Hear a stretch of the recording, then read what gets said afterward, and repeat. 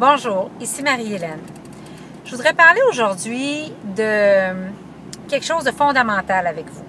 En fait, je pense qu'on est d'accord du principe suivant, que si vous êtes un professionnel qui veut vraiment jouer plus grand et constamment travailler sur lui-même, ou un coach, pour être en intégrité, vous allez être d'accord avec moi que c'est important que vous soyez toujours coaché et mentoré.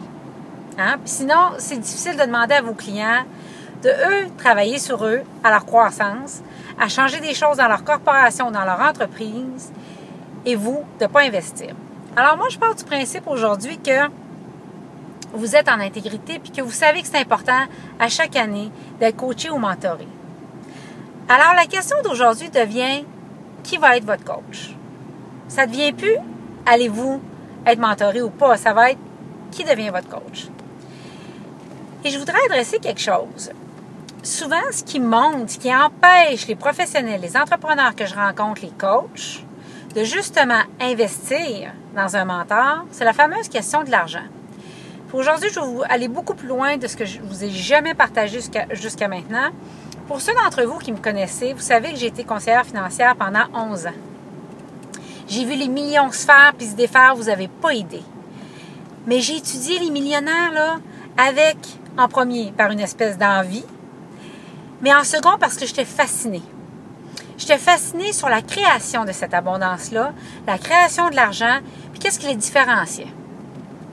Tout d'abord, je veux que vous compreniez que c'est des gens qui ont pris des risques, souvent, c'est presque un prérequis d'avoir frôlé la faillite, et ils ont pris des très gros risques financiers en affaires, pour se faire et pour se refaire.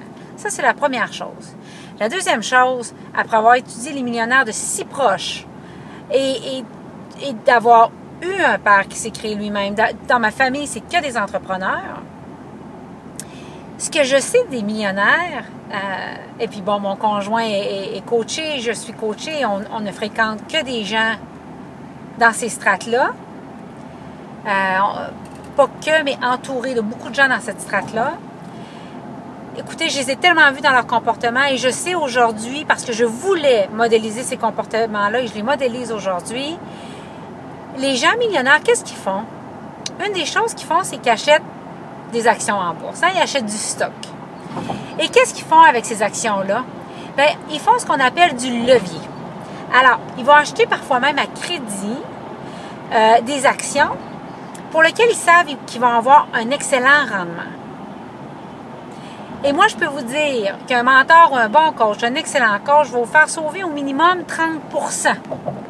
Que ce soit en retour sur investissement direct, donc en argent, mais aussi en effort, en années, en temps, en meilleure pratique, et beaucoup plus. OK? Et qu'est-ce qui arrive? C'est que ces gens-là, ces millionnaires-là, ils achètent le stock, ils restent investis, quitte à faire du levier pour en acheter encore plus, et même quand ils n'en ont pas les moyens. Et après ça, ils s'assurent d'avoir un excellent retour sur investissement.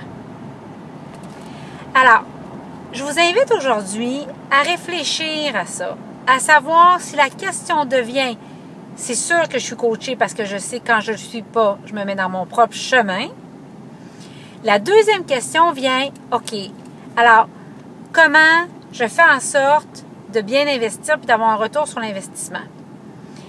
Et à ça, je voudrais vous amener sur le vrai problème. Quand vous avez compris ces deux aspects-là, comment on devient millionnaire, comment pensent les millionnaires, le deuxième aspect, puis en passant, moi en étant coachée et mentorée à l'année longue, je faisais 30 000 il y a 4 ans à peu près, puis aujourd'hui mes revenus sont 8 à 9 fois ça. Alors, si vous avez compris tout ça jusqu'à maintenant, puis je sais que je vais être un peu confrontante, mais je pense que c'est important de prendre position pour vous aujourd'hui. Si vous avez compris tout ça maintenant, la question devient alors de rester dans votre brillance unique. Pourquoi je dis ça? Parce que je vois trop de professionnels et trop de coachs qui essayent de savoir comment ils vont financer leur croissance en jouant, eux, aux planificateurs financiers, aux conseillers financiers. C'est pas vous le magicien avec l'argent. Vous ne comprenez pas les astuces, les stratégies financières que ça prend, pour lesquelles on étudie plusieurs années à l'université pour apprendre. Et donc, quand vous vous substituez à un conseiller financier, un planificateur financier, et que vous vous dites, j'ai besoin de cette croissance-là, mais je ne vais pas la faire parce que je n'ai pas les moyens, on appelle ça sortir de votre compétence unique. Restez dans votre brillance. Et entourez-vous d'experts pour vous conseiller sur votre croissance, comme font tous les millionnaires que je rencontre, les entrepreneurs à succès que je rencontre. Ils n'essaient pas de se substituer dans un rôle pour lequel ils ne sont pas compétents.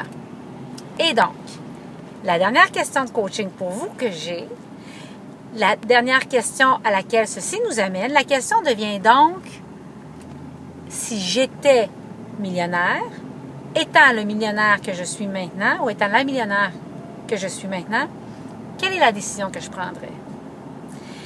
Et je veux que vous compreniez que ce n'est pas l'argent qui amène l'argent. C'est le shift identitaire, c'est le changement d'identité qui amène l'argent.